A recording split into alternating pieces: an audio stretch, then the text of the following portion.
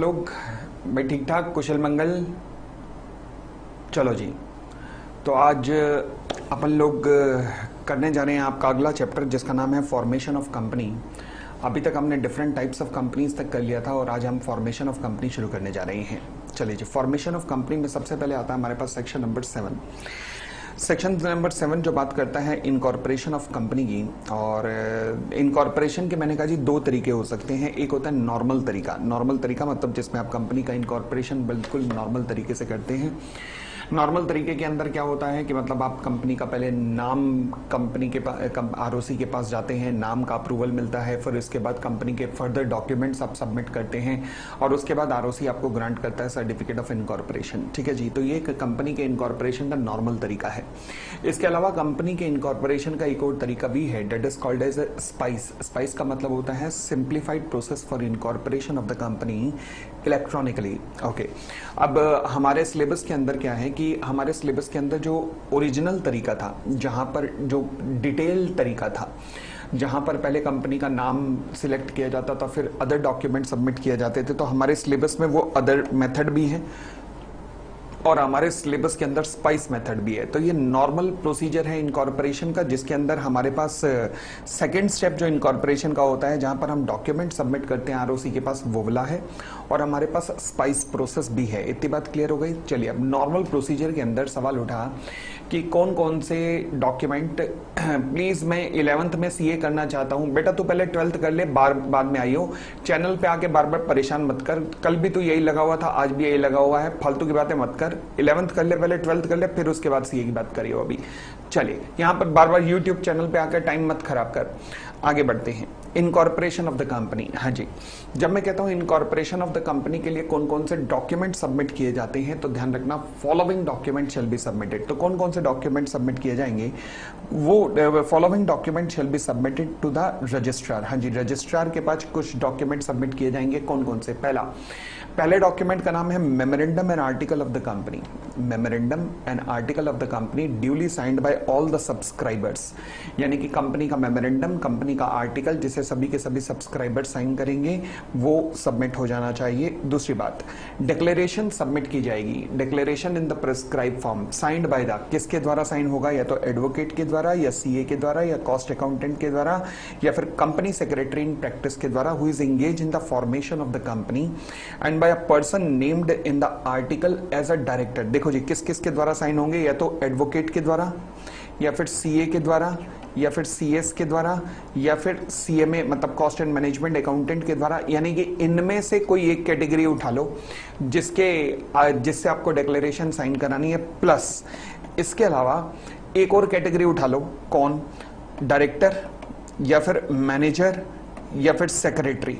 यानी कि इसमें से एक बंदा और इसमें से एक बंदा, दो लोगों के कम से कम साइन होंगे, जो ये लिखेंगे डिक्लेरेशन के अंदर कि मम्मी कसम हमने सब कुछ चेक कर लिया है और सारे के सारी कंप्लायंस हो रहे हैं जो कि इस एक्ट में दिए गए हैं। उन सभी के सभी एक्ट में लिखी गई सभी बातों का कंप्लायंस प्रॉपर्ली हो रहा है। ठीक है जी।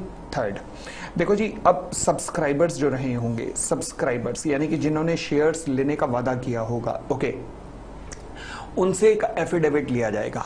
Affidavit from each of the subscriber to the memorandum. और साथ में ही जब कंपनी इनकॉर्पोरेट हो रही होती है तो वहां पर कुछ फर्स्ट डायरेक्टर दिए जाते हैं, क्योंकि यही कंपनी के डायरेक्टर्स हैं जो कि मेंबर्स की मीटिंग बुलाएंगे।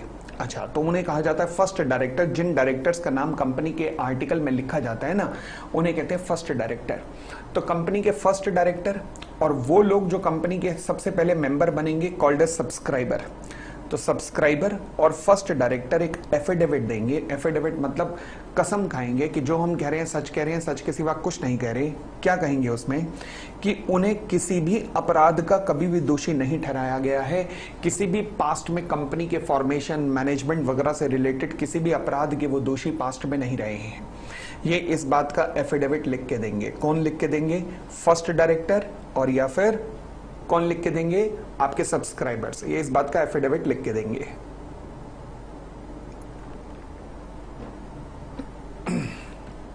ठीक है, आगे फिर कहता है address for the correspondence till the registered office is established.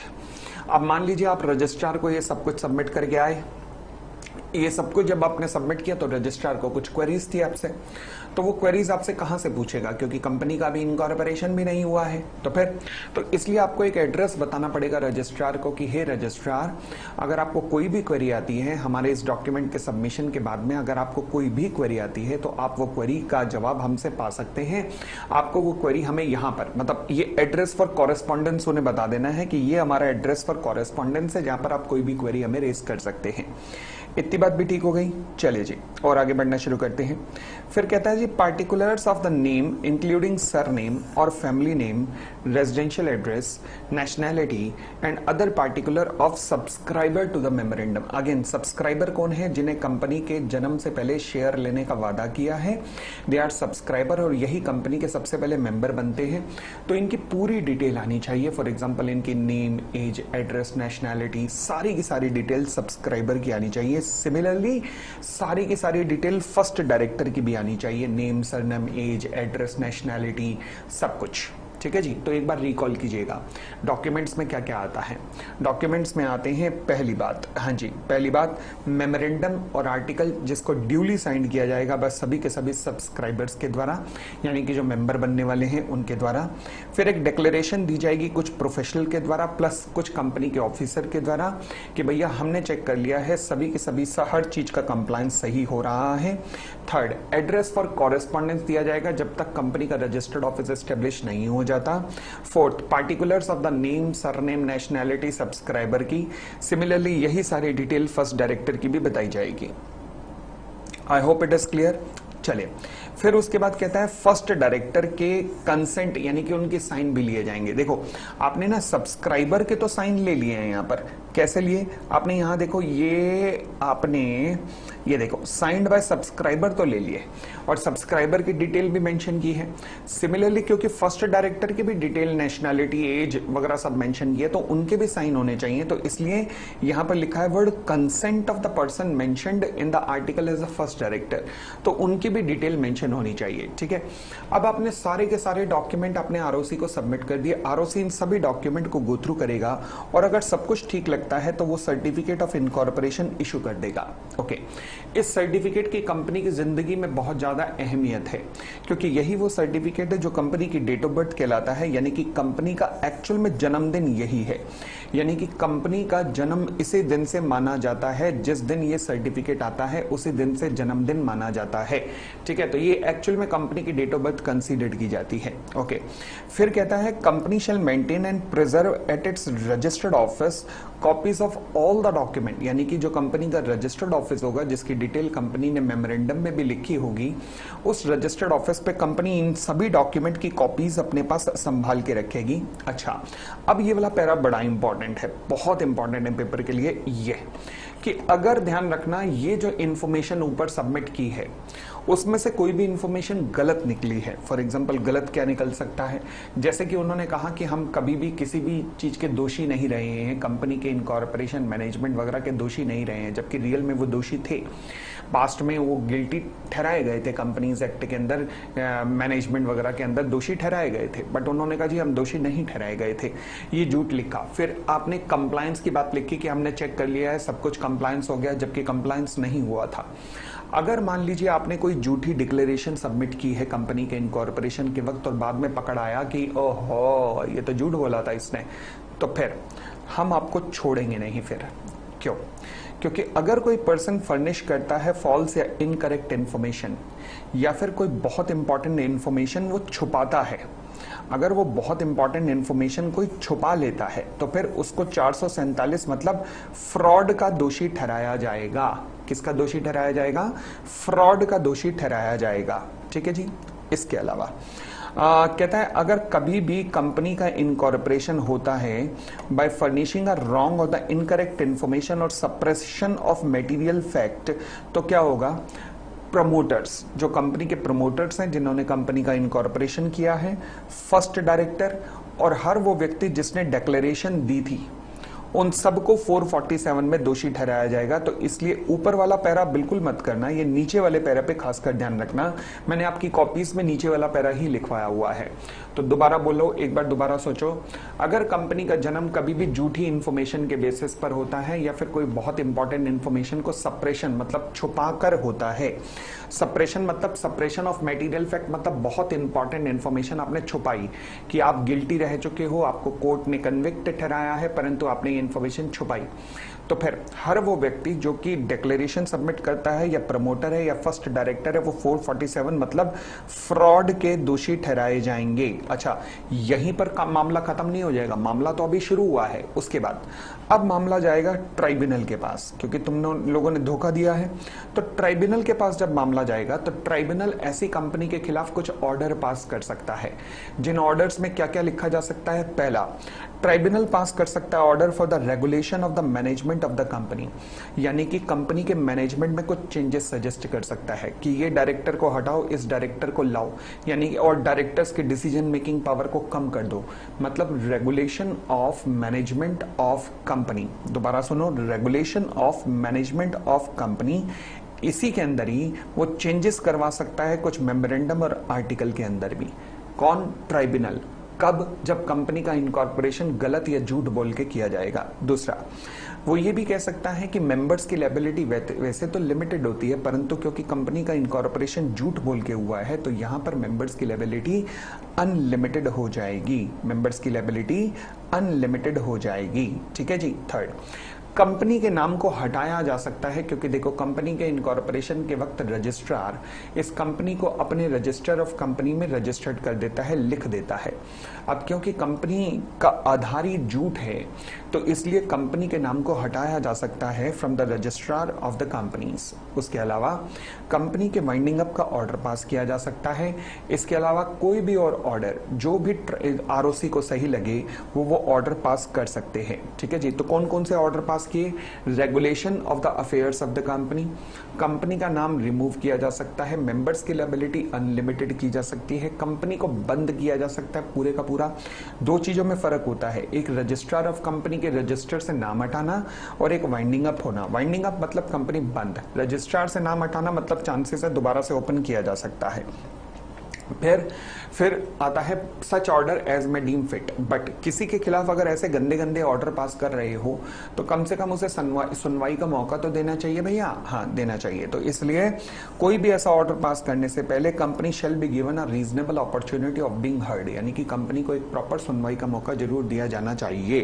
Company को एक प्रॉपर सुनवाई का मौका जरूर दिया जाना चाहिए। ठीक हो गई इतनी बात? चलिए जी आगे बढ़ते हैं। अब हम आते हैं स्पाइस के ऊपर। स्पाइस बोले तो simplified process for incorporation of the company electronically. ठीक है जी। चले,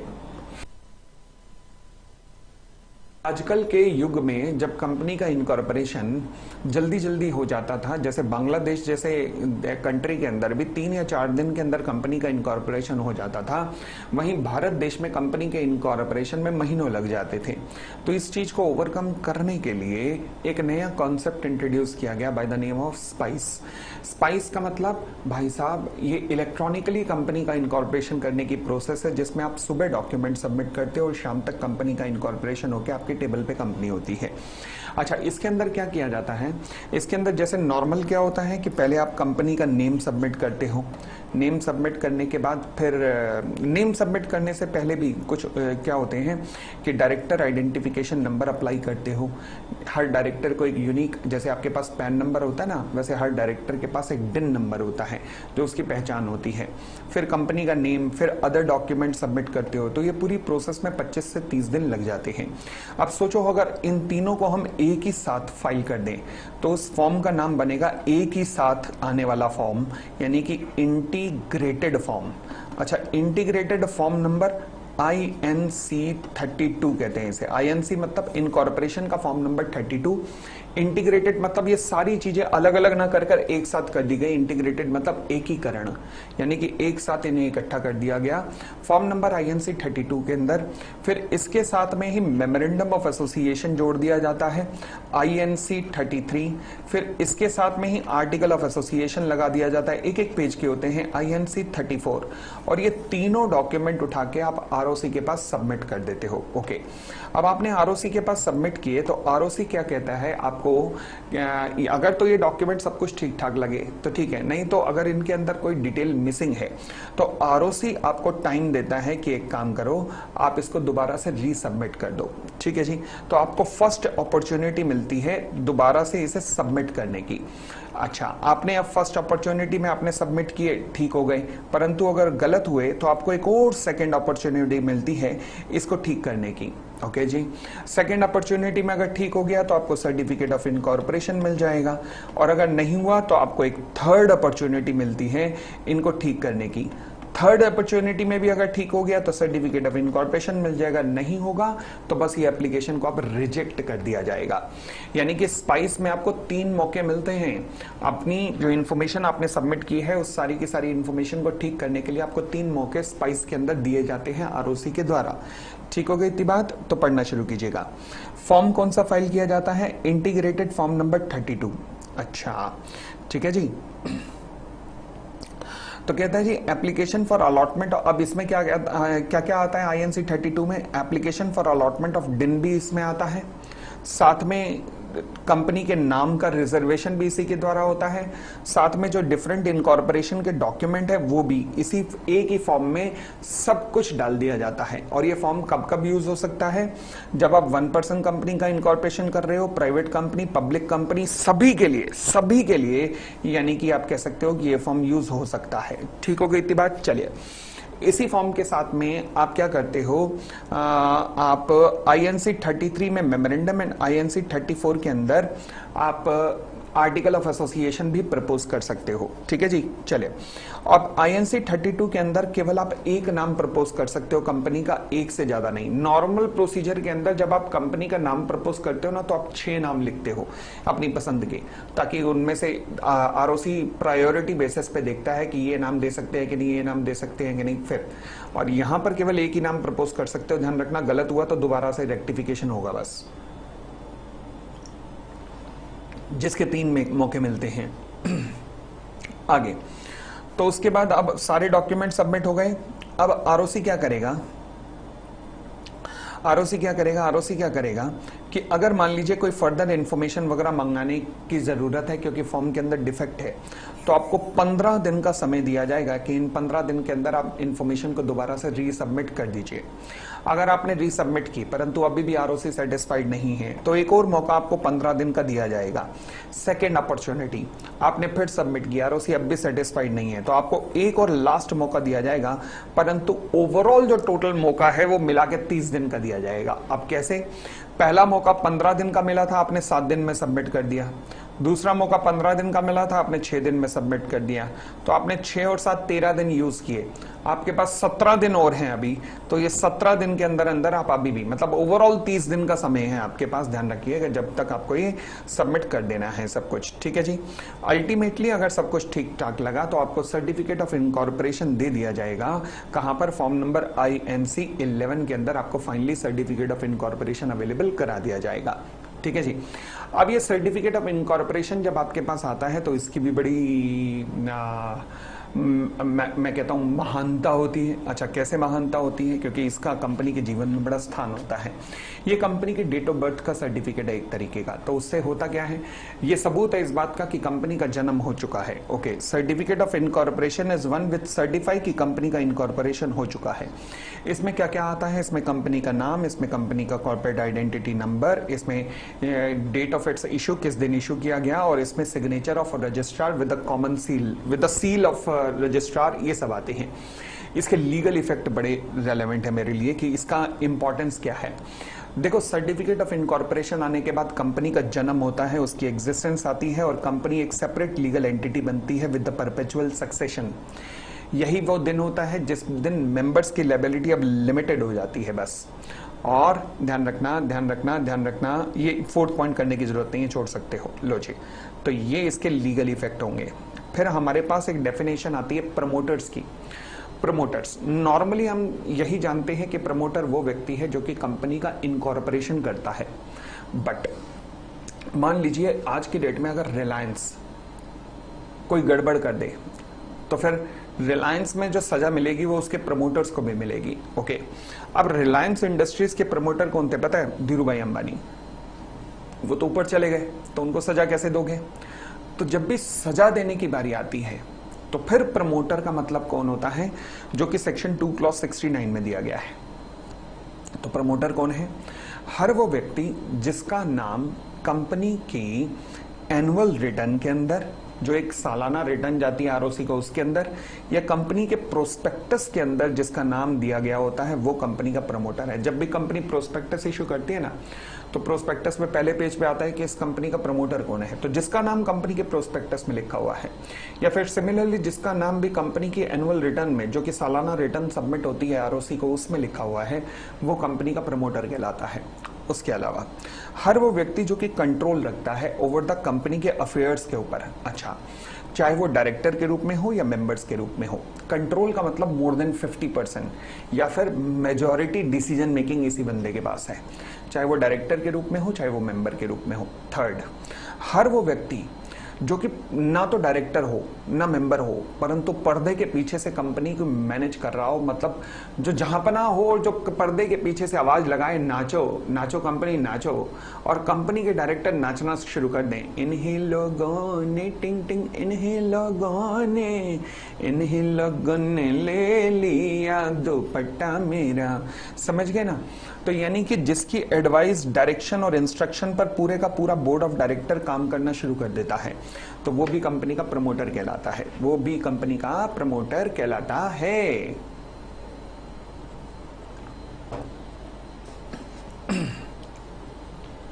ठीक है, और आगे बढ़ते हैं।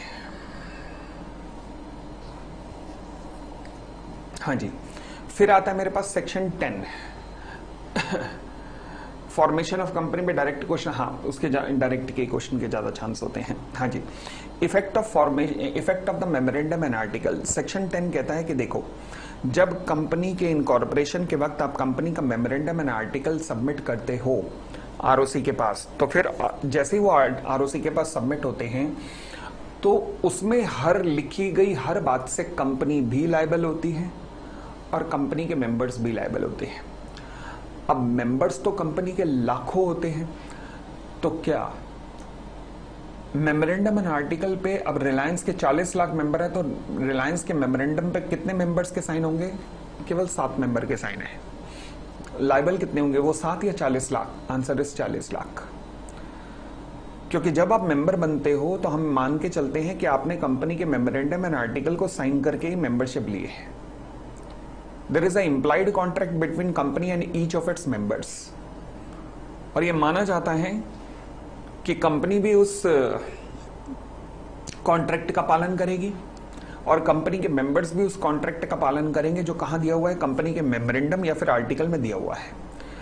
और ये बात कौन करता है? सेक्शन 10 करता है कि जैसे ही कंपनी का मेमोरेंडम एंड आर्टिकल रजिस्टर्ड होते हैं, इट बाइंड, मतलब ये लायबल बना देता है कंपनी को भी और उसके मेंबर्स को भी, कि जैसे ये हर एक मेंबर ने इंडिविजुअली साइन किया है कंपनी के साथ।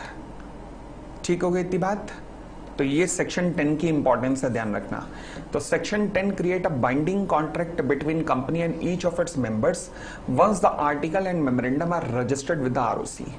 बस जी, इसकी अहमियत इतनी है। उसके बाद हम आते हैं क्लासिफिकेशन ऑफ कैपिटल पे। कैपिटल कितने प्रकार की हो सकती है? याद करो 11th-12th की वो मैडम, ये तो वही बता देती थी कि भाई क्लासिफिकेशन ऑफ कैपिटल कितने तरीके की हो सकती है। क्लासिफिकेशन ऑफ कैपिटल, पहला नॉमिनल या फिर ऑथराइज शेयर कैपिटल, वो कैपिटल जिससे कंपनी रजिस्टर्ड होती है आरओसी के पास, तो उसे कहते हैं ऑथराइज या नॉमिनल कैपिटल। यही वो कैपिटल है जिससे शुरुआत में मेमोरेंडम में लिखा जाता है, इसी कैपिटल को मेमोरेंडम में लिखा जाता है और इसी कैपिटल से कंपनी रजिस्टर्ड होती है। कंपनी अपने जीवन काल में ऑथराइज कैपिटल से ज्यादा की कैपिटल इशू नहीं कर सकती, ध्यान रखना। हाँ जी, एक क्वेरी आई है, सर कॉन्ट्रैक्ट एक्ट के टेस्ट के मार्क्स कब मिलेंगे? मेरे ख्याल से परीन 2 दिन और लगेंगे, 2 दिन, 2 डेज। ठीक है, मैं अब जाकर फॉर्मली मतलब ढंग से अब उठ पा रहा हूँ और खड़ा हो पा रहा हूँ अपने पैरों पर, और ये लगभग 1 महीने से ऊपर हो गया समय, तो इसलिए थोड़ा सा टाइम हर चीज में लग गया अभी, बट मैं 2 दिन के अंदर इंश्योर करवाता हूँ सब कुछ। ठीक है, अब आते हैं issued share capital. Issued share capital क्या होती है? मतलब एक होती है ऑथराइज्ड, फिर उसके बाद कंपनी शेयर्स इशू करती है। अच्छा, जो कंपनी समय समय पर शेयर्स अपने इशू करती है, ये ऑथराइज शेयर कैपिटल से ज्यादा नहीं हो सकती, ध्यान रखना। और इसमें वो शेयर्स भी आते हैं जो इशू किए जाते हैं for a consideration other than cash के रूप में। उसके बाद अब आपने इशू किया, मुझे कोई मतलब नहीं पब्लिक ने कितना सब्सक्राइब किया, पब्लिक ने कितने शेयर्स के लिए अप्लाई किया, this is called subscribe share capital, यानी कि कैपिटल जो कि सब्सक्राइब की गई है मेंबर्स के द्वारा। ठीक है, तो वो कैपिटल जो कि मेंबर्स ने सब्सक्राइब की है। अच्छा, ध्यान रखना, कंपनी का कभी भी कोई भी नोटिस, एडवर्टाइजमेंट, लेटर्स वगैरह इशू होंगे, जहां पर भी कंपनी की ऑथराइज कैपिटल लिखी गई है, वहां पर जब जहां जहां किसी डॉक्यूमेंट पे ऑथराइज कैपिटल आएगी, तो साथ में subscribe and paid up capital जरूर जरूर जरूर मेंशन की जाएगी, अदरवाइज कंपनी के ऊपर पेनल्टी लग सकती है। ये पॉइंट थोड़ा पढ़ के जाना जरूर, अदरवाइज कंपनी के ऊपर पेनल्टी लग सकती है। फिर है कॉल्ड अप कैपिटल। देखो जी, हमने 10 रुपए का हर शेयर था, परंतु अभी केवल 2 रुपए मंगाए हैं, इसे कहते हैं कॉल्ड अप कैपिटल, यानी कि पर शेयर कितने मंगाए हैं आपने, पर शेयर कितने मंगाए हैं। और फिर आता है 2 रुपए मैंने मंगाए ना, कितने शेयर्स पे, 10 लाख शेयर्स पे 2 रुपए के हिसाब से मंगाए, उनमें से 2 लाख शेयर ने एट द रेट ऑफ 2 नहीं दिए हैं, यानी कि कितनों ने दिए हैं, 8 लाख ने एट द रेट ऑफ 2 रुपए दिए हैं। और जो पैसा आया है मेरे पास, उसे कहते हैं पेड अप कैपिटल, जो मेरे पास आया है, यानी कि जिन्होंने नहीं दिया, जितने मंगाए उनमें से जितनों ने नहीं दिया वो माइनस करके जो आया है, that is called paid up capital. बताइए जी, यहां तक कोई भी दिक्कत?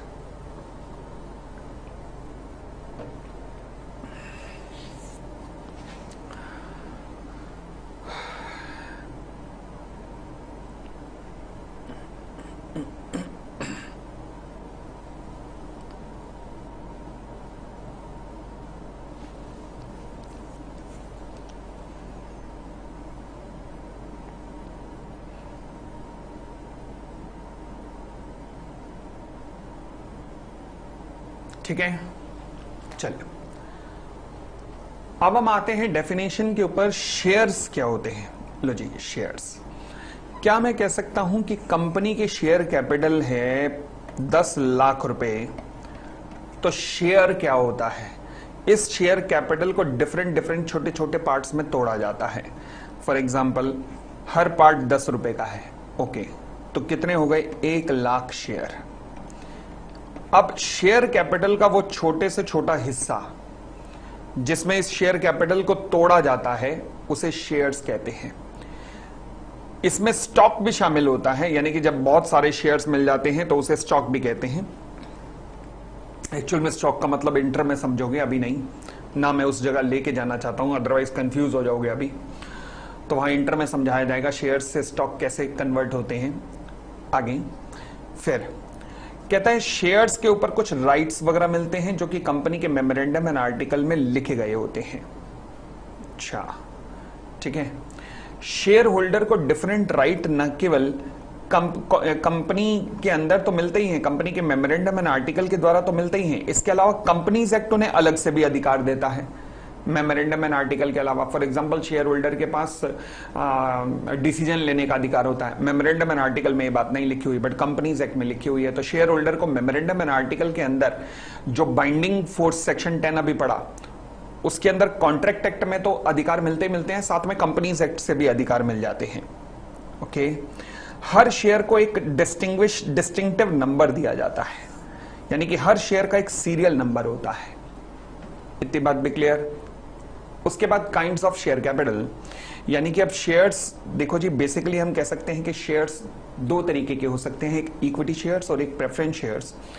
इक्विटी शेयर्स को भी हम 2 तरीके से बांट सकते हैं। एक होते हैं नॉर्मल वोटिंग पावर, मतलब ये ऐसे शेयर होते हैं जहां पर हर शेयर पे आपको 1 वोट मिलता है, और एक होते हैं डिफरेंशियल राइट वाले शेयर, जहां पर ऐसा हो सकता है कि 1 शेयर पे आपको 2 वोट मिले, 7 शेयर पे आपको 1 वोट मिले, 15 शेयर पे आपको 2 वोट मिले, कुछ भी हो सकता है। यानी कि 1 शेयर पे 1 वोट नहीं होगा, उससे अलग कोई इक्वेशन होगी, तो इसलिए they are called differential rights वाले शेयर। ठीक है, और फिर आते हैं प्रेफरेंस शेयर्स। ओके, अब प्रेफरेंस शेयर क्या होते हैं? प्रेफरेंस शेयर ऐसे शेयर्स होते हैं जिनको प्रेफरेंस मिलती है इक्विटी के ऊपर। ओके, तो ऐसे शेयर्स जिनको प्रेफरेंस मिलती है over the equity shares, they are called as preference share capital. ठीक है जी। प्रेफरेंस किस चीज में मिलती है? दो चीज में। क्या? जब तक ये कंपनी जिंदा है तब तक इन्हें प्रेफरेंस मिलेगी, प्रेफरेंस में डिविडेंड मिलेगा। जब तक कंपनी जिंदा है तब तक ये प्रेफरेंस में डिविडेंड खाएंगे, और जब कंपनी मर जाएगी तो इन्हें प्रेफरेंस मिलेगी रीपेमेंट ऑफ देयर कैपिटल में। मतलब इन्हें कैपिटल पहले दी जाएगी, बचे हुए पैसे में से पहले इन्हें पैसा लौटाया जाएगा, बाद में इक्विटी वालों को लौटाया जाएगा। डिविडेंड में भी पहले इन्हें दिया जाएगा, बाद में इक्विटी को दिया जाएगा, और रीपेमेंट ऑफ कैपिटल में भी पहले इनकी कैपिटल वापस होगी, बाद में इक्विटी वालों की कैपिटल वापस होगी। अगर कोई भी company preference share capital issue करना चाहती है तो फिर कुछ शर्तें हैं। पहला, कंपनी तुम्हारे आर्टिकल ऑफ एसोसिएशन में इस बात की ऑथराइजेशन हो कि आप, मतलब आर्टिकल में ये बात लिखी हो कि कंपनी के पास प्रेफरेंस शेयर कैपिटल इश्यू करने की पावर है। अगर आर्टिकल में ये नहीं लिखा तो कंपनी को आर्टिकल को ऑल्टर करना पड़ेगा। क्या करना पड़ेगा? ऑल्टर, चेंज करना पड़ेगा। ओके, दूसरी बात, कंपनी जब भी ये शेयर इश्यू करना चाहती है तो एक स्पेशल रेजोल्यूशन, यानी कि मेंबर्स के द्वारा शेयर होल्डर्स एक स्पेशल अप्रूवल देंगे। दिस इज कॉल्ड स्पेशल, प्रस्ताव पास करेंगे, स्पेशल रेजोल्यूशन। थर्ड, कंपनी अगर प्रेफरेंस शेयर इश्यू करना चाहती है तो केवल तभी कर सकती है जबकि कोई एग्जिस्टिंग डिफॉल्ट ना हो किसी प्रेफरेंस शेयर के रिडम्पशन में। अगर किसी भी प्रेफरेंस शेयर जो कंपनी ने ऑलरेडी इश्यू किए हुए हैं उनकी पेमेंट में कोई डिफॉल्ट चल रहा है, क्योंकि प्रेफरेंस शेयर कैपिटल जब भी आते हैं ना तो हमेशा वो रिडीमेबल होते हैं, मतलब 20 साल तक उनकी लाइफ होती है। आपने प्रेफरेंस शेयर कैपिटल इशू की, रिडम्पशन का वक्त आ चुका है, आप रिडीम नहीं कर पा रहे हैं और आप दूसरी प्रेफरेंस शेयर कैपिटल इशू करने जा रहे हैं, नहीं करने देंगे। पहले वाली को रिडीम करो तब हम दूसरी इशू करने देंगे। ठीक है जी। तो ये था हमारा पूरे का पूरा चैप्टर। चले जी, इस वक्त अब हम शुरू करने जा रहे हैं मेमोरेंडम ऑफ एसोसिएशन। लो जी, मेमोरेंडम ऑफ एसोसिएशन क्या होता है? ये कंपनी का सबसे पहला डॉक्यूमेंट होता है, सबसे पहला, जिसके बेसिस पे कंपनी का इनकॉर्पोरेशन होता है, यानी कि very first step in the formation of the company, and I can say the most important document to be filed with the ROC. ठीक है जी। इसमें वो फंडामेंटल कंडीशंस लिखी होती हैं जिसके बेसिस पे किसी भी कंपनी का इनकॉर्पोरेशन होता है। ओके, क्या हमें मेमोरेंडम ऑफ एसोसिएशन का ये पोर्शन ध्यान रखने की जरूरत है? रख सकते हो अगर वो पूछे कि define the memorandum of association. ठीक है जी, चलिए आगे बढ़ते हैं। अब हम आते हैं ऑब्जेक्ट्स के ऊपर। हाँ जी, ऑब्जेक्ट।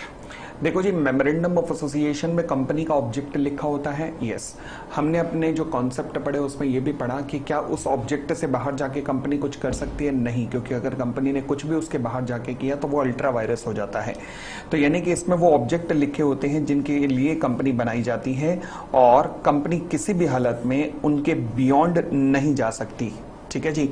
चलिए, कभी भी कोई भी शेयर होल्डर या क्रेडिटर्स या फिर कोई भी व्यक्ति जो कंपनी से डील करता है उसे चाहिए कि वो कंपनी की पावर्स को पहले चेक कर ले। कैसे? कंपनी के मेमोरेंडम ऑफ एसोसिएशन के अंदर पढ़कर। ठीक है जी, चलिए और आगे बढ़ना शुरू करते हैं। आगे। हाँ, फिर इन दो पैराग्राफ्स की आपको जरूरत नहीं है। Company can not depart from the provisions contained in the memorandum of association. मतलब मेमोरेंडम में जो लिखी बात है वही सत्य है, उसके अलावा और कुछ भी सत्य नहीं है। ठीक हो गई इतनी बात? चलिए, यानी कि अगर उसके बाहर कुछ भी किया, मेमोरेंडम के बाहर कंपनी तुमने कुछ भी किया, तो क्या मैं कह सकता हूं कि वो अल्ट्रा वायरस होगा? यस। और वो वॉइड होगा? जी हाँ, बिल्कुल, अल्ट्रा वायरस एंड वॉइड होगा। अब हम कहें अगर कि मेमोरेंडम ऑफ एसोसिएशन में कौन कौन से क्लॉजेज होते हैं, रेलेवेंट खास नहीं है, तो कौन कौन से क्लॉजेज हैं? सबसे पहला क्लॉज कौन सा है? Name clause. ध्यान रखना, कंपनी का नाम हमेशा लिमिटेड या प्राइवेट लिमिटेड से एंड होना चाहिए। अगर आप पब्लिक लिमिटेड कंपनी है तो आपके नाम के आगे लिमिटेड, और प्राइवेट लिमिटेड है तो आपके नाम के आगे प्राइवेट लिमिटेड जरूर लगा होना चाहिए। उसके बाद एक एक्सेप्शन है, केवल एक कंपनी ऐसी है जिसको अपने नाम के आगे लिमिटेड या प्राइवेट लिमिटेड लगाने की जरूरत नहीं है, जिस कंपनी को अपन लोग क्या कहते हैं? सेक्शन 8 कंपनी कहते हैं। उसके बाद हमारा दूसरा क्लॉज मेमोरेंडम का आता है called as registered office clause. हाँ जी, रजिस्टर्ड ऑफिस क्लॉज में स्टेट का नाम दिया जाना जरूरी है। क्या एग्जैक्ट एड्रेस भी दिया जाना जरूरी है? नहीं, एग्जैक्ट एड्रेस आप बाद में भी सबमिट कर सकते हो, बट फिलहाल स्टेट का नाम देना बहुत ज्यादा जरूरी है। ठीक हो गई इतनी बात? Next, object clause. जिस चीज के लिए कंपनी का जन्म हुआ है उसे कहते हैं कंपनी का ऑब्जेक्ट। तो ऑब्जेक्ट दो तरीके से बांटा जा सकता है, एक होता है मेन ऑब्जेक्ट और दूसरा होता है इंसिडेंटल और एंशिलरी ऑब्जेक्ट। मेन ऑब्जेक्ट का मतलब वो ऑब्जेक्ट जिसके लिए कंपनी का जन्म हुआ है, जिसकी पूर्ति के लिए कंपनी जिंदा हुई है और कंपनी एग्जिस्टेंस में आई है। फिर आता है इंसिडेंटल ऑब्जेक्ट, मतलब वो ऑब्जेक्ट जो कि मेन ऑब्जेक्ट को अचीव करने में मदद करेगा। फॉर एग्जांपल, मैं मान लीजिए लॉ पढ़ाता हूं, बट लॉ पढ़ाने के लिए बच्चों का यहां पर आना और फेस टू फेस पढ़ाने के लिए बच्चों का यहां आना जरूरी है। तो जब आएंगे बच्चे तो रहेंगे कहां, तो इसलिए मैंने हॉस्टल भी खोला। तो यानी कि अब मैं पढ़ाता भी हूं और हॉस्टल भी चलाता हूं, बट मेरा मेन ऑब्जेक्ट क्या है? पढ़ाना। हॉस्टल एक एंशिलरी ऑब्जेक्ट है, यस। तो मेन ऑब्जेक्ट मतलब जिसके लिए आप एग्जिस्टेंस में आए हो, और एंशिलरी मतलब जो कि मेन ऑब्जेक्ट को अचीव करने में आपकी मदद करने वाला है। ठीक हो गई इतनी बात, आगे बढ़ते हैं। फिर हम आते हैं लायबिलिटी क्लॉज पर। लायबिलिटी क्लॉज का मतलब भाई ये बताता है कि पर शेयर पे लायबिलिटी कितनी होगी। मतलब फॉर एग्जांपल, अगर आपने कहा कि कंपनी के 1 लाख शेयर हैं और हर शेयर की कीमत 10 रुपए है, तो ये जो 10 रुपए है मतलब हर मेंबर की लायबिलिटी कितनी होगी पर शेयर, ये लायबिलिटी हो गई, लायबिलिटी क्लॉज हो गया। तो देखो जी, लायबिलिटी क्लॉज को 2 पार्ट्स में डिवाइड कर सकता हूं। पहला, अगर कंपनी की शेयर कैपिटल है तो शेयर कैपिटल है तो फिर लायबिलिटी क्लॉज में लिखा जाएगा कि liability of the member shall be limited by the share. मतलब जितने उनके पास शेयर्स हैं, हर एक मेंबर की लायबिलिटी उतने तक लिमिटेड होती है। हम तो ये जानते हैं हर मेंबर की लायबिलिटी लिमिटेड होती है। फिर परंतु कंपनी अगर गारंटेड कंपनी है, तो क्या होगा? याद करो, गारंटी कंपनी में शेयर कैपिटल तो नहीं होती, बिल्कुल नहीं होती। हमने टाइप्स ऑफ कंपनी में कहा था। तो फिर यहां पर क्या होता है कि हर मेंबर एक अंडरटेकिंग लेता है कि अगर कंपनी कल को वाइंडिंग अप पे पैसा ना पे कर पाई तो हम अपने घरों से लाके एक सर्टेन अमाउंट पे करेंगे। ओके, तो यानी कि हर मेंबर की लायबिलिटी लिमिटेड कहां तक लिमिट होगी? जितना उसने वादा किया है लाने के लिए अमाउंट का। अच्छा, ये अमाउंट कब लाया जाता है? क्या कंपनी के जीवन काल में लाया जा सकता है? नहीं नहीं, ये कब लाया जाता है? कंपनी के मरने पर, मतलब वाइंडिंग अप में। तो यानी वाइंडिंग अप के केस में हर मेंबर को कंपनी की लायबिलिटीज की पेमेंट के लिए एक सर्टेन अमाउंट लेके आना पड़ता है। अच्छा, मान लीजिए आपने ना मेंबरशिप बस जब ये डिफॉल्ट हुआ था, कंपनी वाइंडिंग अप में गई, उससे 6 महीने पहले ही आपने ये छोड़ी थी। तो ध्यान रखना, आप जिस दिन आपने मेंबरशिप छोड़ी है उसके 1 साल तक आप लायबल हो, 1 साल तक। तो यानी कि in case of a company limited by guarantee में लायबिलिटी क्लॉज में क्या आता है? वो अमाउंट जो कि मेंबर ने वादा किया है कि वो वाइंडिंग अप के केस में लाएगा, और अगर वो मेंबर नहीं भी रहा तो भी within 1 year after he ceases to be a member वो लेके आएगा, ताकि पेमेंट की जा सके कंपनीज की लायबिलिटीज की। ठीक हो गई इतनी बात, इससे आगे रेलेवेंट नहीं है। आगे बढ़ते हैं। फिर आता है हमारा कैपिटल क्लॉज।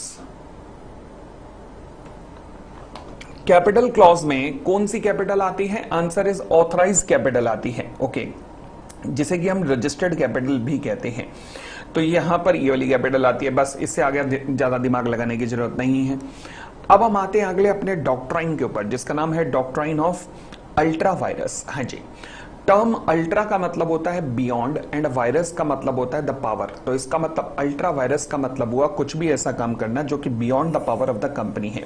ओके, अब जो कोई भी काम होगा जो अल्ट्रा वायरस होगा ना, वो 3 पार्ट से डिवाइड किया जा सकता है, 3 पार्ट्स में डिवाइड किया जा सकता है। पहला, अल्ट्रा वायरस द डायरेक्टर्स, यानी कि अगर डायरेक्टर कोई ऐसा काम करते हैं जो कि उनकी पावर से परे है। अच्छा, पावर से परे है, डायरेक्टर्स की पावर से परे है। हाँ, तो कैसे? फॉर एग्जाम्पल, मान लीजिए आर्टिकल ऑफ एसोसिएशन कहता है कि बोर्ड ऑफ डायरेक्टर कैन बोरो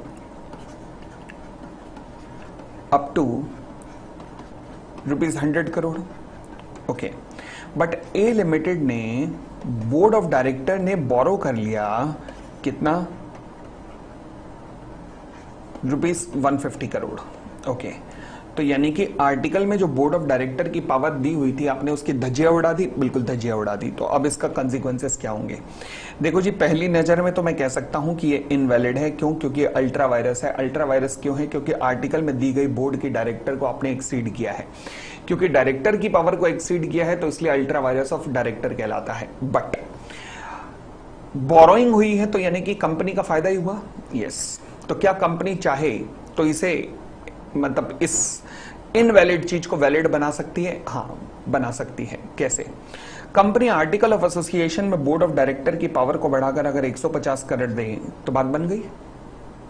तो यानी कि आर्टिकल में चेंज करके कंपनी ऐसा कर सकती है। यस, आर्टिकल में चेंज करना।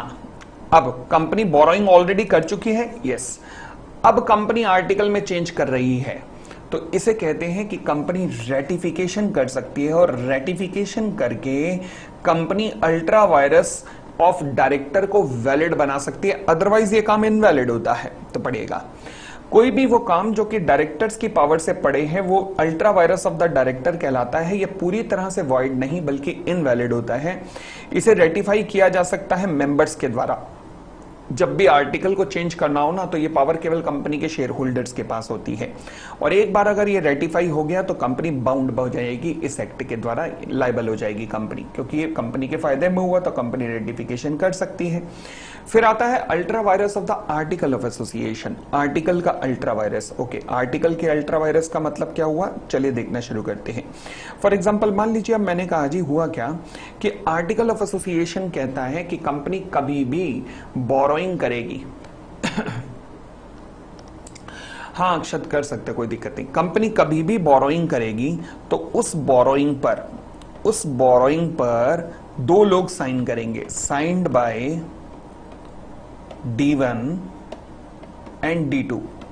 यानी कि कंपनी जब भी पैसा बोरो करेगी मार्केट से तो दो लोग साइन करेंगे, D1 and D2। Okay, A limited ने बोरो किया बैंक से, परंतु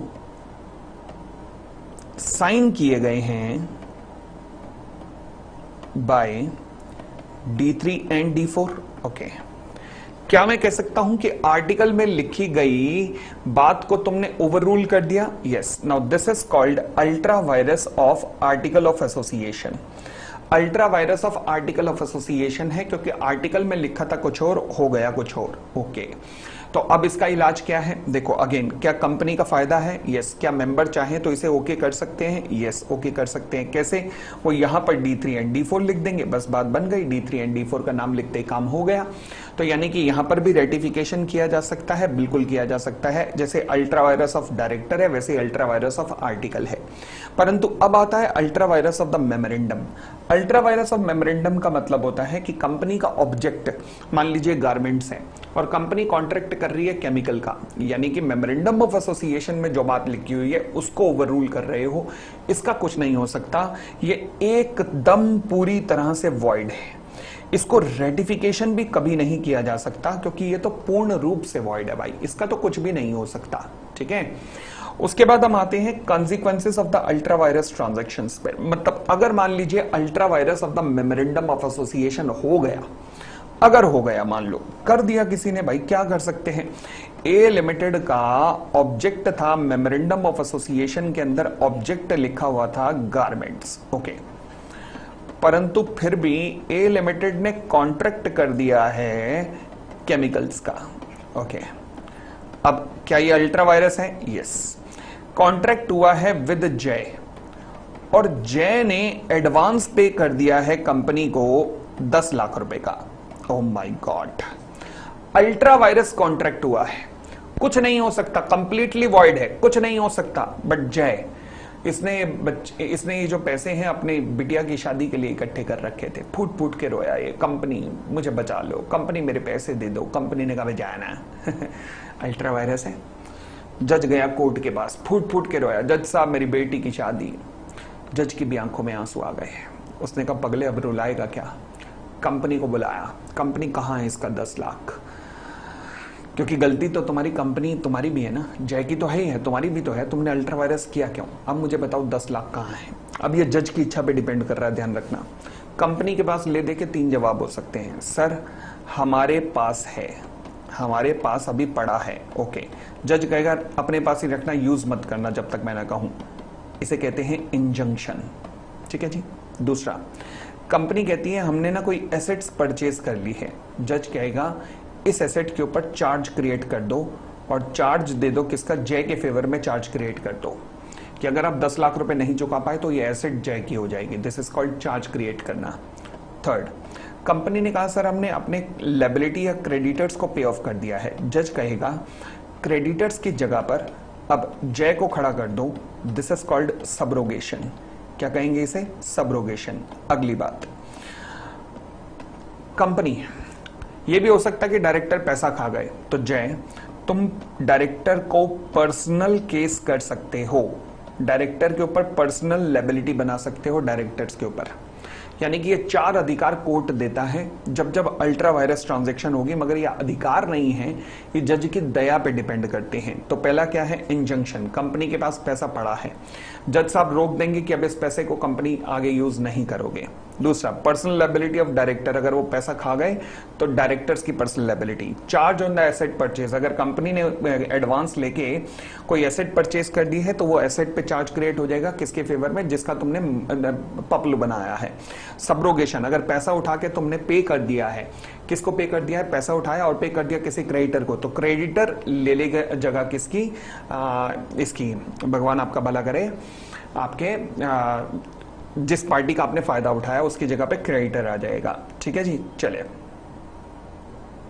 आगे बढ़ते हैं, आगे बढ़ते हैं, आगे बढ़ते हैं। उसके बाद हम आते हैं constructive notice of the memorandum and article पे। हाँ जी, इसका क्या मतलब है? ये कॉन्सेप्ट कहता है, देखो जी, जब भी आप कंपनी से डील कर रहे होगे, हम एक चीज मान के चलेंगे कि आप कंपनी का मेमोरेंडम एंड आर्टिकल पढ़ के आए हैं, बिना पढ़े नहीं आए हैं। कोई भी वो व्यक्ति जो कि कंपनी से कॉन्ट्रैक्ट करता है, उसका मेमोरेंडम एंड आर्टिकल बिना पढ़े, तो फिर उसको कोई भी अधिकार नहीं मिलता है उस कॉन्ट्रैक्ट के अंदर। मेमोरेंडम एंड आर्टिकल एक तरीके के पब्लिक डॉक्यूमेंट होते हैं जिन्हें कोई भी देख सकता है। तो फिर कंपनी से डील करने से पहले तुम्हें चाहिए कि मेमोरेंडम एंड आर्टिकल को पढ़ के आओ। अच्छा, अगर तुम बिना पढ़े डील करने आ गए कंपनी से, फिर तुम्हें हम कॉन्ट्रैक्ट में कोई भी बेनिफिट नहीं देंगे। यानी कि ये डॉक्ट्राइन कंपनी के फेवर में काम करता है और जो दूसरा व्यक्ति कंपनी से डील कर रहा है उसके अगेंस्ट में काम करता है। अब यहां पर बड़ा फेमस केस हुआ था कोटला वेंकटा स्वामी वर्सेस राम मूर्ति का, जहां पर यह कहा गया कि एक व्यक्ति ने कंपनी का आर्टिकल पढ़े बिना कॉन्ट्रैक्ट कर दिया और जज के सामने स्वीकार किया कि हाँ, मैंने मेमोरेंडम एंड आर्टिकल नहीं पढ़ा। तो जज ने कहा भाई निकल जाए यहां से, तुझे किस बात का बेनिफिट दूं। तो इसलिए आर्टिकल ऑफ एसोसिएशन के अंदर सब कुछ इंपॉर्टेंट चीजें लिखी होती हैं, और अगर आप बिना आर्टिकल को या मेमोरेंडम को पढ़े कंपनी से कॉन्ट्रैक्ट करते हो तो भूल जाना, आपको किसी भी प्रकार का कोई भी बेनिफिट यहां पर कंपनीज एक्ट में नहीं मिलने वाला। ठीक है जी, चलिए। इस डॉक्ट्राइन ऑफ कंस्ट्रक्टिव नोटिस की एक्सेप्शन का नाम है doctrine of indoor management. Indoor management का मतलब क्या होता है? देखो जी, मैंने कहा कंपनी से डील करने से पहले कंपनी के मेमोरेंडम एंड आर्टिकल को पढ़ लेना। अच्छा, तो इसका मतलब और भी डॉक्यूमेंट को पढ़ना चाहिए। लॉ कहते हैं देखो, कुछ ऐसे डॉक्यूमेंट होते हैं जो ना सीक्रेट डॉक्यूमेंट होते हैं, जिनकी एक्सेस कंपनी आपको देगी ही नहीं। For example, board of director की मीटिंग का कोई एजेंडा है, रेजोल्यूशन है, कोई प्रस्ताव पास हुआ बोर्ड ऑफ डायरेक्टर की मीटिंग में, ना, आपको उसकी एक्सेस नहीं मिलेगी। आप कंपनी के बैलेंस शीट और प्रॉफिट एंड लॉस तो दे सकते हो, बट कंपनी के लेजर यानी कि कंपनी की बुक्स ऑफ अकाउंट्स, वो आपको एक्सेस नहीं है। दो चीजें होती हैं, फाइनेंशियल स्टेटमेंट जिसमें बैलेंस शीट और प्रॉफिट एंड लॉस आते हैं, ये एक पब्लिक डॉक्यूमेंट है जिसको कोई भी देख सकता है। दूसरी चीज होती है बुक्स ऑफ अकाउंट, जिसमें लेजर कैश बुक आता है, इसकी एक्सेस किसी को नहीं दी जाती। तो यानी कि कुछ ऐसे डॉक्यूमेंट होते हैं जैसे सीक्रेट डॉक्यूमेंट कहलाते हैं, जैसे बुक्स ऑफ अकाउंट्स, जैसे कि बोर्ड ऑफ डायरेक्टर के द्वारा पास किया गया रेजोल्यूशन। क्योंकि ये सीक्रेट डॉक्यूमेंट है, इसकी एक्सेस किसी आम आदमी को नहीं दी जाती। तो फिर मान लीजिए अगर आप कंपनी से कोई कॉन्ट्रैक्ट कर रहे हैं और उस कॉन्ट्रैक्ट को करते हुए आपको सीक्रेट डॉक्यूमेंट की जरूरत पड़ी। फॉर एग्जाम्पल, मान लीजिए आप कंपनी से कॉन्ट्रैक्ट कर रहे हैं और कॉन्ट्रैक्ट में लिखा है कि डायरेक्टर्स की पावर 100 करोड़ रुपए होगी मैक्सिमम, और उससे ऊपर अगर बोरोइंग कंपनी करना चाहती है तो कंपनी को पहले मेंबर से अप्रूवल लेनी पड़ेगी। अब मैं जब कंपनी को लेंड कर रहा था, कंपनी को पैसा दे रहा था, तो मैंने कंपनी से कहा मुझे अपने लेजर दिखाओ क्योंकि मैं देखना चाहता हूं कि आपकी एग्जिस्टिंग बोरोइंग कितनी है। कंपनी ने मुझे कहा अबे जाना, निकल जाए यहां से। मैंने कहा क्यों? उन्होंने कहा हमारे लेजर हम तेरे को कैसे दिखा दें, तो हम तेरे को बैलेंस शीट दिखा सकते हैं। क्या बैलेंस शीट देखकर मैं पता लगा सकता हूं कि कंपनी की आज की डेट की बोरोइंग कितनी है? ना बाबा ना। क्यों? क्योंकि बैलेंस शीट बनती है 31 मार्च को, ये तो उस पार्टिकुलर डे की होती है बस। यानी कि 31 मार्च को बैलेंस शीट में 1 रुपए का भी लोन नहीं है और 1 अप्रैल को 1000 करोड़ का लोन है। क्या ये पॉसिबल है? बिल्कुल पॉसिबल है। ओ माय गॉड, तो क्या किया जाए? तो यानी कि मुझे अगर कंपनी की एग्जिस्टिंग लोन देखना है कि कितना है, तो मुझे बैलेंस शीट नहीं, मुझे उसके लेजर चाहिए होंगे। ओके, तो कंपनी अपने लेजर देगी नहीं, तो फिर अब ऐसे केस में लॉ कहता है मुझे कि पोपली पोपली चिंता ना कर, तू कंपनी को लोन दे दे। मैंने कहा कैसे दे दूं? कल को तुम ही कहोगे लॉ मेकर कि भैया तूने इसके डॉक्यूमेंट देखे बिना लोन दिया। लॉ ने कहा रुक, क्या यहां पर तूने सीक्रेट डॉक्यूमेंट मांगा? मैंने कहा हाँ मांगा। उन्होंने दिया? मैंने कहा नहीं दिया। तो लॉ कहता है बस तू लोन दे दे, हम तुझे बेनिफिट देते हैं, जिस बेनिफिट का नाम है indoor management. Doctrine of constructive notice कहता है कि कंपनी के मेमोरेंडम एंड आर्टिकल को पढ़ के आना, क्योंकि वो पब्लिक डॉक्यूमेंट है।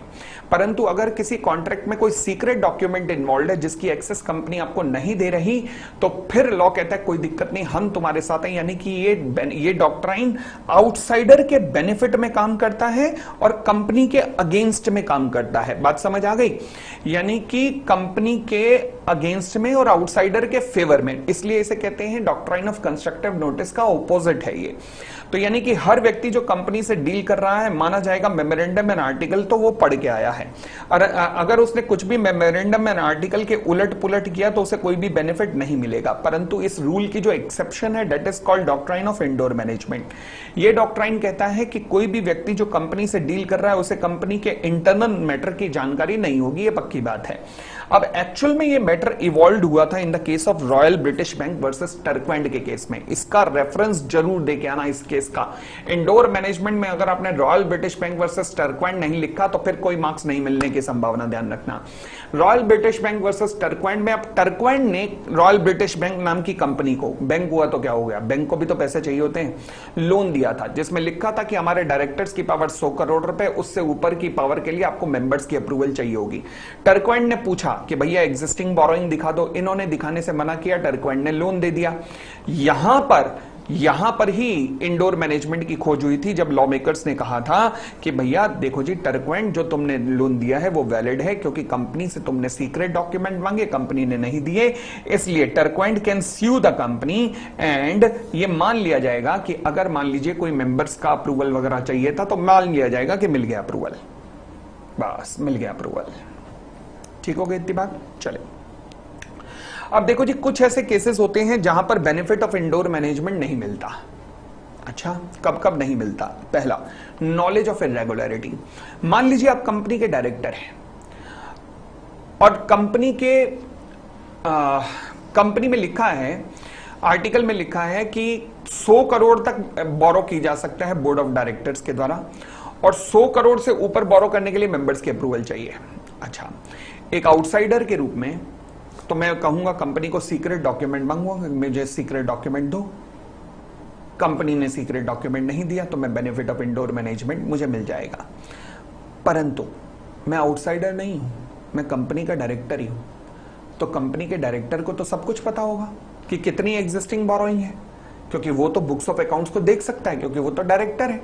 यस, केवल डायरेक्टर्स को ही बुक्स ऑफ अकाउंट्स की एक्सेस अलाउ होती है, और इनफैक्ट कंपनी के शेयर होल्डर्स को भी अलाउ नहीं होती। समझ गए इस बात को? अगर कोई डायरेक्टर प्लस शेयर होल्डर दोनों है तो वो डायरेक्टर के रूप में ही बस बुक्स ऑफ अकाउंट्स देख सकता है, ध्यान रखना। ये इंटर के अंदर पढ़ोगे कॉन्सेप्ट। फिलहाल डायरेक्टर्स को तो पता है कि एक्चुअल में बोरोइंग कितनी है, यस, फिर भी वो लोन दे रहा है कंपनी को, तो क्या मैं उसे बेनिफिट दूं? नहीं। हर वो व्यक्ति जिसे पता है कि इरेगुलरिटी हो रही है और इरेगुलरिटी के बावजूद वो कंपनी से कॉन्ट्रैक्ट कर रहा है, तो फिर Harvard versus patent Ivory manufacturing company के केस में कहा गया कि उसे डॉक्ट्राइन ऑफ इंडोर मैनेजमेंट नहीं मिलेगा, क्योंकि तुझे तो पता है ना कि इरेगुलरिटी है, परंतु फिर भी तू कॉन्ट्रैक्ट कर रहा है, तो तू इंसान नहीं, ढक्कन है, ढक्कन। नेग्लिजेंस और सस्पिशंस। एक कंपनी के आर्टिकल में लिखा था कि 2 डायरेक्टर साइन करेंगे किसी भी लोन डॉक्यूमेंट को, एक ही डायरेक्टर ने साइन किया। अब लोन देने वाला ढक्कन है कि नहीं, लापरवाही का दोषी है कि नहीं? यस। तो क्या मैं उसे बेनिफिट ऑफ इंडोर मैनेजमेंट दूं? नहीं।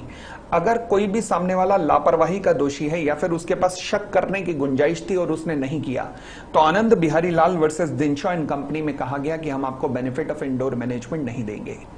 Third, no knowledge of the article of association. वही कोटला वेंकटा स्वामी वर्सेस राम मूर्ति वाला। यानी कि अगर कंपनी से कॉन्ट्रैक्ट करते हुए आप आर्टिकल और मेमोरेंडम को पढ़ भी नहीं रहे हो तो आपको बेनिफिट ऑफ इंडोर मैनेजमेंट नहीं दिया जाएगा। फिर फोर्जरी के केस में अगर मान लीजिए फोर्जरी करते हो, जालसाजी, नकली चीज बनाते हो, कोई नकली डॉक्यूमेंट बनाते हो, तो फिर आपको बेनिफिट ऑफ इंडोर मैनेजमेंट नहीं दिया जाएगा, नहीं दिया जाएगा। यानी कि अगर मान लीजिए आप कंपनी से डील करते हो on the basis of some forged document, नकली डॉक्यूमेंट के बेसिस पे, तो कल आप ये नहीं कह सकते कि यार ये फोर्ज था, मुझे क्या पता। नहीं, कंपनी लायबल नहीं हो सकती, बिल्कुल लायबल नहीं हो सकती, क्योंकि कंपनी ने वो फोर्ज डॉक्यूमेंट नहीं, मान लीजिए कंपनी के किसी इंप्लॉय ने फोर्ज डॉक्यूमेंट बनाया है तो हम लायबल कंपनी को नहीं ठहरा सकते। फॉर एग्जांपल कंपनी के आर्टिकल में लिखा है D1 D2, ये दोनों जो हैं ये डायरेक्टर हैं कंपनी के, यही लोन लेंगे।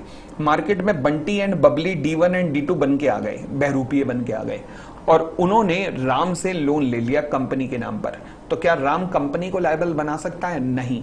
बंटी और बबली ने राम तेरा पप्पू बनाया है तो तुझे बंटी बबली को पकड़ना पड़ेगा, राम कंपनी लायबल नहीं है। क्यों? क्योंकि इन्होंने फोर्जरी, जालसाजी की है। और फोर्जरी के केस में रबन वर्सेस ग्रेट फिंजल कंसोलिडेटेड में कहा गया कि फोर्जरी के केस में बेनिफिट ऑफ इंडोर मैनेजमेंट नहीं मिलता है। ठीक है जी, चले और आगे बढ़ते हैं, और आगे बढ़ते हैं, और आगे बढ़ते हैं। कल सुबह 10 बजे इसकी प्रॉब्लम एंड सॉल्यूशन की क्लास होगी। बार बार कह रहा हूं 100% कंपनीज एक्ट कल खत्म करेंगे हम। ठीक है जी। फिर आता है meaning and content of the article of association. देखो एक चीज है मेमोरेंडम, ये इंपॉर्टेंट है, आर्टिकल ज्यादा इंपॉर्टेंट है मेमोरेंडम से। और एक चीज आती है आर्टिकल। आर्टिकल मेमोरेंडम का छोटा भाई है, इसे कहते हैं सबऑर्डिनेट या फिर subsidiary to the memorandum. Memorandum बड़ा भाई है, आर्टिकल छोटा भाई है। ये छोटा भाई होने के नाते मेमोरेंडम को बड़ा भाई एक्सेप्ट करता है। मेमोरेंडम में तो फंडामेंटल कंडीशंस लिखी जाती हैं, कंपनी का नाम, कंपनी का ऑब्जेक्ट, कंपनी का registered office.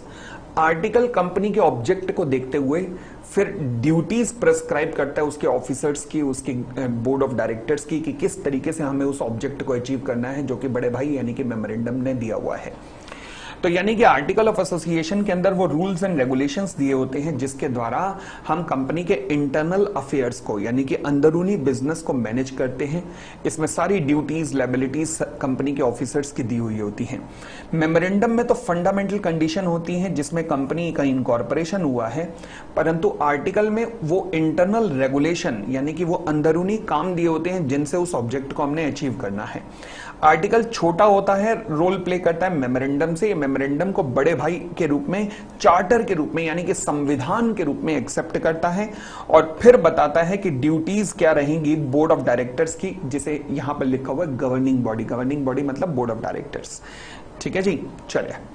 Article of association को आप कंपनी के बायलॉज यानी कि रूल्स भी कह सकते हो। क्या कह सकते हो? रूल्स जिनके अनुसार कंपनी के डायरेक्टर और उसके ऑफिसर्स को अपनी ड्यूटी परफॉर्म करनी पड़ती है। ठीक है जी, चलिए। आर्टिकल में क्या क्या आता है?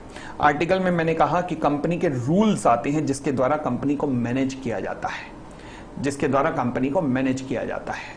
ठीक है, आगे बढ़ते हैं। उसके बाद आर्टिकल में एंट्रेंचमेंट क्लॉज भी आ सकता है। ओ, एंट्रेंचमेंट क्लॉज, हाँ जी। देखो जी, नॉर्मली क्या होता है कि अगर मान लीजिए आपने कोई डिसीजन लेना मेंबर्स ने, तो वो डिसीजन लेने के लिए मेजॉरिटी फेवर में चाहिए होती है। मेजॉरिटी मतलब 50% से ज्यादा फेवर में चाहिए होती है। कोई भी रेजोल्यूशन, मतलब बड़ी सीधी सी बात है, 10 लोग बैठे हैं, मैंने कहा 6 लोग अगर फेवर में आ गए तो मैं ये काम कर दूंगा, नहीं तो नहीं करूंगा, नहीं तो ये क्लास आज लंबी चलेगी, नहीं तो नहीं चलेगी। तो इसे कहते हैं रूल ऑफ मेजॉरिटी। परंतु कई बार डायरेक्टर्स जब कंपनी को बनाते हैं तो उन्हें एक डर रहता है। वो क्या? कि कल को हमें कोई भी हटा सकता है। 100 में से 51 लोग अगर एक साथ हो गए तो हमें हटा देंगे पकड़ के, तो फिर क्या किया जाए? या 100 में से 51 शेयर्स एक साथ हो गए तो हमें हटा देंगे। तो ऐसे केस में डायरेक्टर्स क्या करते हैं? आर्टिकल में लिख देते हैं कि हमें हटाने के लिए 95% शेयर्स चाहिए होंगे। यानी कि उन्होंने अपने आप को हटाना बड़ा मुश्किल कर दिया। लॉ में लिखा हुआ था कि 50% से ज्यादा पे हटाए जा सकते हैं, बट उन्होंने कहा नहीं, हमें हटाने के लिए 95% चाहिए होंगे। यानी कि उन्होंने किसी क्लॉज को रेस्ट्रिक्ट कर दिया ताकि ये काम मुश्किल हो जाए। अगर इस तरीके का कोई क्लॉज आर्टिकल में डाला जा रहा है तो उसे हम कहते हैं एंट्रेंचमेंट क्लॉज। अब ये एंट्रेंचमेंट दो तरीके से डाला जा सकता है, एक तो कंपनी को बनाते हुए और एक बनने के बाद। अगर बनाते हुए डाला तो कोई दिक्कत नहीं, बट बनने के बाद डाला तो अब प्राइवेट लिमिटेड कंपनी में सभी के सभी मेंबर्स की पहले कंसेंट चाहिए होगी, और पब्लिक लिमिटेड कंपनी में पहले स्पेशल रेजोल्यूशन यानी कि 75% वोट्स इन फेवर चाहिए होंगे, तभी एंट्रेंचमेंट क्लॉज डल सकता है। ठीक है जी। चलिए, अगर कंपनी कभी भी आप एंट्रेंचमेंट क्लॉज डाल रहे हो तो रजिस्ट्रार को इसकी इंफॉर्मेशन जरूर दे देना कि देखो जी हमने एंट्रेंचमेंट क्लॉज डाल दिया है। ओके, आगे बढ़ते हैं, आगे बढ़ते हैं। बस इससे ज्यादा करने की जरूरत नहीं है। एक आपको डिफरेंस करना है मेमोरेंडम एंड आर्टिकल के बीच में, एक डिफरेंस जरूर कर लेना, वन रीड गो थ्रू जरूर कर लेना इसको, डिफरेंस को। दैट्स इट, और आगे कुछ भी करने की जरूरत नहीं है। तो ये था जी आपका पूरे का पूरा कंपनी लॉ। बहुत बहुत धन्यवाद, thank you, bye bye, take care.